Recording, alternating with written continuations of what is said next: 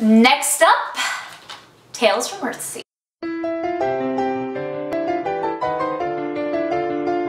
Hey guys, this is Morgan with the Rotoscopers, and today I am bringing you my review of Tales from Earthsea.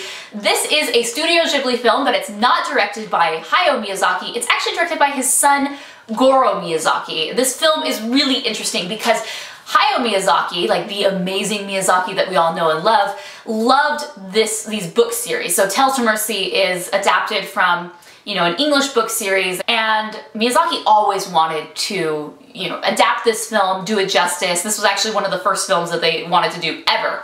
But it just didn't work out and they ended up doing Nausicaa instead. Miyazaki had some reservations, but he let his son Goro do it. And yeah, this movie is not so good, unfortunately. It's considered one of the worst Studio Ghibli films of all time.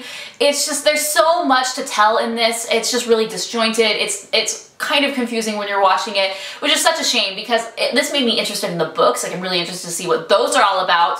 But as an animation adaptation, not so much. Alright, so let's talk about bonus features. First up, obviously, this is newly remastered with digital HD and sound. So first bonus feature, we have the original Japanese storyboards. This is becoming a classic and a staple on Studio Ghibli Blu-ray releases. This is the whole movie in storyboard form, like the whole movie. So if you're interested in learning behind the scenes, you want to see how they decided to frame this certain shot or how they got from, pre-production to the ultimate, scene that we see in the movie. This is going to be really great for you. You're going to love it. It's definitely interesting, so check it out. Next up, we have the original Japanese TV spots and trailers.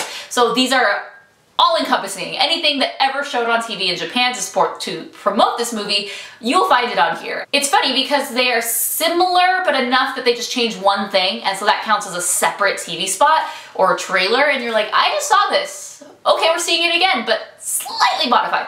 Okay, we're seeing it again, but slightly modified. So those can get a bit redundant, to be honest, but nonetheless, it's kind of an archive of everything that they did use to promote this film on TV. Next up, we have a really cool featurette called The Birth of a Film Soundtrack. So this sort of follows the composer, and he talks about his journey in creating this legendary, it's not a legendary score, but a score that had to feel epic. It's this big fantasy adventure film. You want to make sure that the score and the soundtrack is likewise, represents that. And just really, I thought this was so fascinating. Just, we got to see, his process as he was creating, what inspired him. We learn about certain instruments that are very common in certain areas. He was looking for a certain instrument to play the melody, and he kind of found this woodwind instrument called the duduk.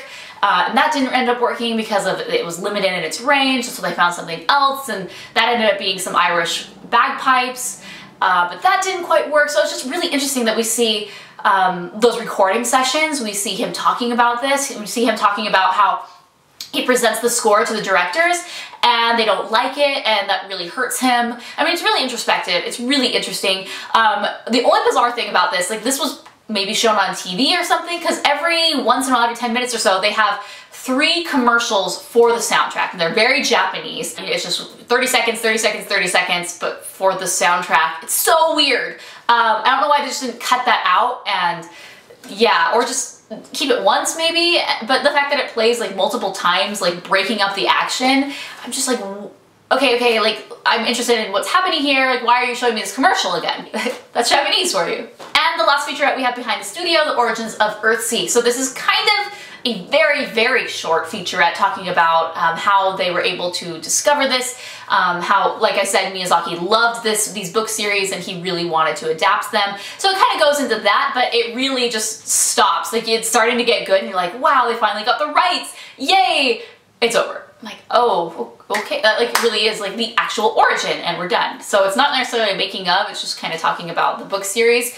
I thought that was interesting, but again, too short. So here you have it. This is Tales from Earthsea, kind of a new Studio Ghibli film in the past decade, but nonetheless, it's kind of funky, it's weird. This is one on the Animation Addicts podcast. We were doing a Dinos and Dragons series. People really wanted us to do this. They're like, oh, you don't do Studio Ghibli films enough. Like, you gotta do this one because it has a dragon.